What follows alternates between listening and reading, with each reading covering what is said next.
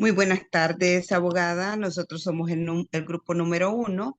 Mi nombre es Marisela Carolina Ávila Galeano y mi número de cuenta es 2013-100-625. Empezaremos pues hablándoles sobre lo que es el ámbito de la argumentación jurídica. ¿Qué es la argumentación jurídica? La argumentación jurídica consiste en exponer ordenadamente razones de tipo jurídico para defender una determinada postura relacionada con el ámbito del derecho. Por tanto, no es más que una forma muy específica de argumentar. Ordenadamente, ¿verdad? Se puede decir que la argumentación jurídica consiste en exponer ordenamientos, razonamientos de tipo jurídico para defender una postura relacionada con el ámbito, pues, del derecho, ¿verdad? Siguiente diapositiva, compañero. ¿Cuál es el objeto de reflexión? En el ámbito de la argumentación jurídica, la teoría tiene como objeto de reflexión los argumentos que tienen lugar en el contexto jurídico. De este modo, es usual distinguir dos grandes ámbitos de argumentación jurídica, en el que nos lleva a determinar, ¿verdad?, las premisas normativas que podemos, pues, considerar como, como argumentos para poder sostener algo jurídico, para poder defender o para poder exaltar alguno de algún propósito, por ejemplo, de modo que es usual distinguir dos grandes ámbitos de la argumentación jurídica, que nos lleva a determinar la premisa normativa, lo que podemos considerar como en un sentido amplio, la actividad interpretativa del derecho en el método jurídico, y el que nos lleva a determinar la premisa fáctica, ¿verdad? Entre esos dos argumentos jurídicos podemos llevar entre ellas que existen los siguientes grupos y formas de justificar externamente la interpretación, ¿verdad? Dogmáticamente de los precedentes. La siguiente diapositiva.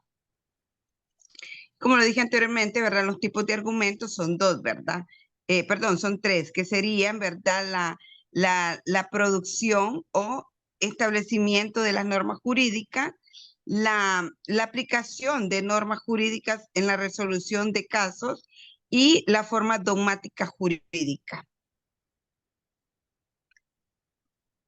La argumentación dogmática del uso de precedentes de argumentación práctica general y argumentación empírica, y finalmente las llamadas formas especiales de argumento jurídico, ¿verdad? Esta es la forma dogmática. Ahora sí es mi siguiente compañero para explicar lo demás. Muy buenas noches, compañeros, abogada. Mi nombre es Samuel Adolfo Bustillo Hernández. Mi número de cuenta es 2016-100-248. Abordando con la segunda pregunta, ¿qué se puede considerar como validez deductiva? En una forma general, cuando las premisas de un argumento apoyan lo que es su conclusión de la manera más fuerte posible, decimos que un argumento es deductivamente válido. Cuando las premisas de un argumento apoyan lo que es una conclusión de la manera más fuerte posible, decimos que el argumento es deductivamente válido. Existen varias formas diferentes, pero equivalentes, de definir lo que es la validez deductiva. Dos de ellas son: un argumento deductivamente válido es aquel tal que si todas sus premisas son verdaderas, su conclusión debe ser cierta. El segundo sería un argumento deductivamente válido, es aquel tal que es imposible que su conclusión sea falsa cuando todas las premisas son verdaderas. El error más común que sucede o que cometemos respecto a lo que es la validez es pensar que esta definición dice más de lo que realmente hace, ¿verdad? No dice nada en absoluto sobre lo que son las premisas, tomadas aisladamente de lo que es una conclusión, ni sobre la conclusión tomada aisladamente de lo que son las premisas, de lo que es la validez deductiva. La validez deductiva habla también de la relación entre lo que son las premisas y las conclusiones que tomamos, ya sean en nuestra vida diaria o jurídicamente. Esta dice, ¿verdad?, que cierta combinación de ambas, todas las premisas verdaderas o una conclusión falsa, es imposible. Si todas las premisas son verdaderas, la conclusión tiene que ser verdadera. Los argumentos deductivamente válidos son aquellos que preservan lo que es la verdad. Si todas las premisas, en este caso, como si son verdaderas, entonces las conclusiones también. Eh, verdaderas premisas, verdaderas conclusiones, ¿verdad? Es algo de que tomar en cuenta la regla de lo que es la validez deductiva. Vamos a ponerles un ejemplo a todo lo que les estoy diciendo para tenerlo un poquito más claro. Por ejemplo, si un abogado gana lo que es un caso, habría llamado para presumir que ganó su caso, ¿verdad? Pero el abogado no llamó. Entonces, la validez deductiva nos dice que el abogado no ganó porque no llamó. Entonces, si hubiera ganado, entonces la validez deductiva fuera que sí hubiera llamado para presumir que ha ganado su caso o para contar su felicidad, ¿verdad? Entonces, la validez deductiva no viene en grados, es todo o ninguno. Y para concluir, en un argumento deductivamente válido, la conclusión no contiene nueva información. No hay información en la conclusión que no estuviera ya contenida en lo que son las premisas de todo el contenido de la validez deductiva. Entonces, eso es lo que podemos considerar como validez deductiva. Feliz noche y queda con nosotros nuestro siguiente compañero. Muy buenas noches, abogada. Mi nombre es Isis Nicole Salgado, con número de cuenta 2018-260-159. Y yo les vengo a hablar sobre la diferencia entre los argumentos deductivos y los argumentos no deductivos. Dice que la diferencia entre un argumento no deductivo y uno deductivo es que las premisas de la conclusión, si es válido, si las premisas a la conclusión. Un argumento no es verdadero ni falso. Ok, en este caso, un argumento deductivo, como ya lo había mencionado el compañero, es que uno solo puede ser derrotado retractando alguna de sus premisas por su parte, y en el argumento no deductivo puede ser derrotado retractando su conclusión sin necesidad de retractar alguna de sus premisas. Yo les voy a dar un ejemplo sobre una premisa exacta sobre el descubrimiento sobre un ministro.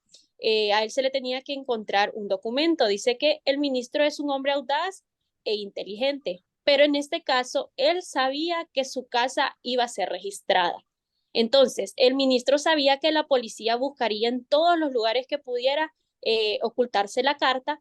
Por lo tanto, el ministro tiene que haber dejado la carta en un lugar visible que precisamente haya pasado inadvertida por la persona que la estaba buscando. Entonces, ahora bien, en este último no es obviamente un argumento deductivo. ¿Por qué razón? Ya que al paso de las premisas a la conclusión no es necesario, sino simplemente probable o plausible. Hubiésemos podido ocurrir, por ejemplo, que el ministro hubiese dejado su carta a un amigo íntimo, o bien que lo hubiese ocultado también, que la policía no haya sido capaz de encontrarla o dar con ella, y así sucesivamente. Este tipo de argumentos en los que pasan las premisas a la conclusión no se producen necesariamente, y se le llama a veces argumentos lo que son inductivos o no deductivos. La siguiente, compañera. Ok, hablando un poquito de las características de los argumentos deductivos, dicen que estas son explicativos, no llevan a una nueva información, sino que verifican la existente, ya que la información de la conclusión esté incluida en las premisas, como lo había mencionado el compañero. Y también dice que sus conclusiones pueden ser válidas o inválidas como tal. Se utilizan en la lógica y también en lo que son las matemáticas, ¿va? Siguiente, compañero. Ok, hablando un poco de las características de los argumentos no deductivos, Dice que estos son aumentativos, pueden generar nuevo contenido por lo que la conclusión posee más información que la que existe en las premisas. En el ejemplo que les di, pues este era un caso no argumentativo, ¿verdad? Y presenta un cierto grado de validez y son probables o poco probables. Dice que no tienen una base lógica y que la validez de las premisas no garantiza lo que es la conclusión. Entonces, estos son útiles en la ciencia y sirven para formular lo que son nuevas hipótesis a través de datos empíricos. Yo lo dejo con mi siguiente compañero.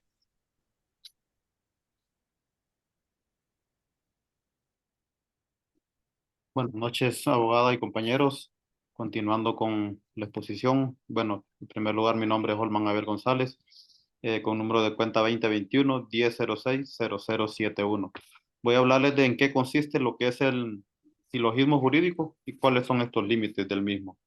Bueno, nos dice que el silogismo jurídico consiste en lograr una relación coherente entre lo que es el aspecto formal y lo que es la norma. Es decir, que vamos a adecuar unos hechos a lo que es la descripción abstracta que hay en la norma. Por lo tanto, este tipo de razonamiento servirá efectivamente para lo que es garantizar la solidez en lo que es la argumentación, en que un abogado o cualquier operador del derecho, este va a presentar para lo que es así poder sustentar su posición sin perder de vista lo que se evalúa, lo que es la corrección de la conclusión, para partir de una estructura lógica de sus premisas de la base. También podemos decir que el silogismo jurídico está formado por lo que es el razonamiento deductivo y este consta de los siguientes aspectos. Consta de dos proposiciones que son las premisas y también consta de lo que es una conclusión y esta conclusión está necesariamente deductiva por lo que son estas dos premisas que las mencioné anteriormente. El silogismo jurídico busca lograr lo que es esa relación coherente entre lo que es el aspecto formal y la norma, es decir, adecuar unos hechos a la descripción abstracta que hay en la norma. A manera de ejemplo, pues voy a mencionarles como lo que es como les dije, existen dos premisas. Existe una premisa que es mayor y una premisa que es menor para después, a través de estas premisas, terminar con lo que es una conclusión. La premisa mayor sería que aquí en el derecho civil de aquí de nuestra legislación hondureña, se reconoce lo que es el divorcio y nos dice en el Código de Familia que este puede ser solicitado por lo que es el cónyuge inocente. Esta sería la premisa mayor. La premisa menor sería que, ya es el caso que vamos a ver, en este caso les puedo decir que, a manera de ejemplo, que Juan y María estuvieron casados hace 5 años y Juan se presenta ante los tribunales a solicitar lo que es el divorcio, porque María le fue infiel. Entonces, y él tiene las pruebas de que su esposa le fue infiel y que actualmente está embarazada y él, podemos decir que se hizo una vasectomía hace 3 años, entonces es imposible que esté embarazada de él, entonces él es el cónyuge inocente y está presentando la solicitud de divorcio. Y él comprueba toda esta causal para solicitar lo que es el divorcio. Esta sería la premisa menor. Teniendo estas dos premisas, la premisa mayor y la premisa menor, entonces el juez ahora va a tener que sacar una conclusión de estas dos premisas. Y el juez, con base a las pruebas que le presentó, en este ejemplo que le estoy poniendo Juan, él va a dictar una sentencia. Lo más lógico va a ser que va a decretar ese divorcio entre Juan y Carolina, ya que existe una causal para poder lo que es decretar esa disolución del vínculo matrimonial. ¿Y cuáles son los límites de lo que es el silogismo jurídico? Estos límites son que al momento de dictar, bueno, ahora me voy a referir en el ámbito penal para ejemplificarles de una mejor manera, que al momento de dictar una sentencia los jueces tienen lo que es una pena abstracta, que esa nos dice cuál es la pena máxima y la pena mínima que ellos pueden aplicar. Eh, y también existe lo que es una pena concreta, que esto ya trata de determinar la determinación judicial de la pena que será aplicada al imputado. Y a manera de ejemplo de los límites del silogismo jurídico, también siempre en nuestra legislación, en el ámbito penal encontramos, a manera de ejemplo les puedo decir el delito de lesiones, que nos dice que en lo que es la pena abstracta nos dice que son de 1 a 4 años. Entonces los jueces van a imponer la pena desde 1 a 4 años. ¿Y cómo lo van a hacer ellos? mediante de lo que nosotros conocemos con los agravantes y las atenuantes. Entonces, cuando estamos hablando de agravantes, nos estamos acercando a la pena máxima y cuando hablamos de atenuantes, nos acercamos a la pena mínima. A través de todos estos aspectos, esos son los límites que tiene el silogismo jurídico. Y ahora continuamos con la exposición como siguiente compañero. Buenas noches, compañeros. Buenas noches, abogada. Mi nombre es Bernardo Fermán González, con número de cuenta 2019-300-345. En este caso vamos a hablar cómo se relaciona la argumentación y la lógica jurídica. La lógica es un sistema simbólico que refleja las relaciones proporcionales y las estructuras de las cuales dependen dichas relaciones. Un argumento es un conjunto de proposiciones mutuamente relacionadas a las cuales se les denomina premisas, para demostrar la verdadera de otra proposición a la cual se le denomina conclusión. La lógica se trabaja con las relaciones proporcionales que permiten derivar las proporciones verdaderas a partir de las proposiciones verdaderas. Cualquier argumento que siga estas estructuras o formas se le denomina argumento válido. Por lo tanto, la relación entre la lógica y la argumentación es una relación estructural. La lógica ofrece los formatos que hay que seguir para asegurar la verdad de las conclusiones de todo el argumento posible. Podría decirse que es una relación de corrección. En caso de la argumentación, como forma de razonamiento abierto, no haber sido ajena a la práctica justificativa y que evalúan los jueces. La base de dicha argumentación está constituida por la distinción entre las reglas y principios. Es esto, las reglas que se aplican a través de la operación y subsanación, a diferencia de los principios en donde opera la optimización. Es por ello un modelo de argumentación de intérpretes y los aplicadores del derecho tienen que recurrir necesariamente a la argumentación y la interpretación de los métodos de ponderación para resolver las colisiones entre los principios de la presentación, los casos jurídicos que tienen en sus manos. En este sentido, la expresión, la argumentación jurídica ha cobrado significativas importancias a partir de la configuración de la teoría del neoconstitucionalismo. Esta corriente es un pensamiento que viene a explicar la conformación de los estados constitucionales de derecho. Esto es, aquellos estados que, entre otras cosas, cuentan con constituciones concebidas no como programas políticos de buenas intenciones, sino que una verdadera norma jurídica, y la incorporan a los ideales y formas de principios con la situación de que traducen una relación necesaria en el Estado de Derecho y la moral. Argumentar es sin duda una de las habilidades que sí es la más importante.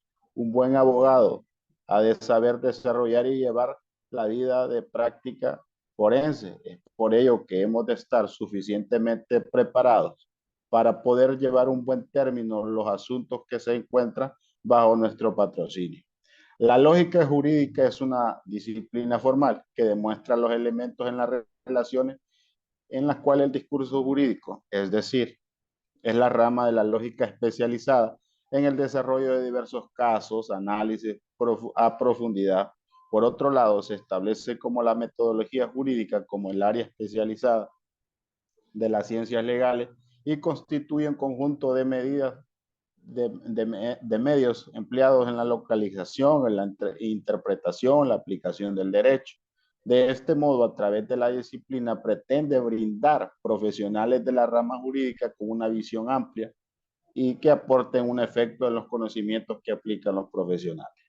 Acabamos de reseccionar el término de la lógica y debe concretarse el puesto que aporta la clarificación y entenderse que la lógica jurídica, en este caso la lógica jurídica, equivaldrá al propio racional en el pensamiento jurídico que propone siempre, queriendo expresar el razonamiento sobre correctamente la cuestión dada. Podemos profundizar y hablar mucho más de estos temas, pero tales en este caso los abogados litigantes y los jueces adolecen del aprovechamiento de la lógica. la lógica jurídica como herramienta sustancial para comprender las relaciones del Estado de Derecho que converge de manera común para satisfacer de verdad el objetivo de los hechos que pudiesen generar un resultado de derecho. En estos casos, abogado y compañeros, vamos a ilustrar de forma sencilla unos ejemplos. Vamos con el ejemplo 1, en este caso son 3 ejemplos. Todo aquel que tenga un mínimo de empatía, el 1, por la humanidad rechazada por las teorías morales de Ayn Rand, todo aquel que rechace las teorías morales de Ayn Rand es sensato. Todo aquel que tenga un mínimo de empatía por la humanidad es sensato. Vamos con el ejemplo 3, 2. Todo leopardo tiene una inclinación natural a alimentarse de los herbívoros. 2. Todo lo que tenga una inclinación natural a alimentarse de los herbívoros ha probado la sangre. Por lo tanto, todo leopardo ha probado sangre. Vamos con el último inciso. A todo perro le gustan las bandas de rock. Todo aquel que le gusten las bandas de rock es un experto en artista marcial. Todos los perros son expertos artistas marciales. La argumentación jurídica necesita de la lógica como servidora de sus objetivos de la expresión o de comunicación. La necesitan de manera absoluta e impredecible cuando esto significa que los juristas sigan al pie de la letra sus leyes. Las defensas o las acusaciones que lanzan los abogados no son nunca rigurosas, lógicas, pueden ser emocionales, sensibles, inteligentes y pueden estar transversadas y cuente con ello. En este caso único, se trata de cumplir las leyes de la lógica, es que el juez en que tiene que decidir. Por lo tanto, resulta tan buen juez y el episodio terminaría, como dijo Don Quijote, por un buen genio utilizando el sentido común. Muchas gracias, compañeros y abogados.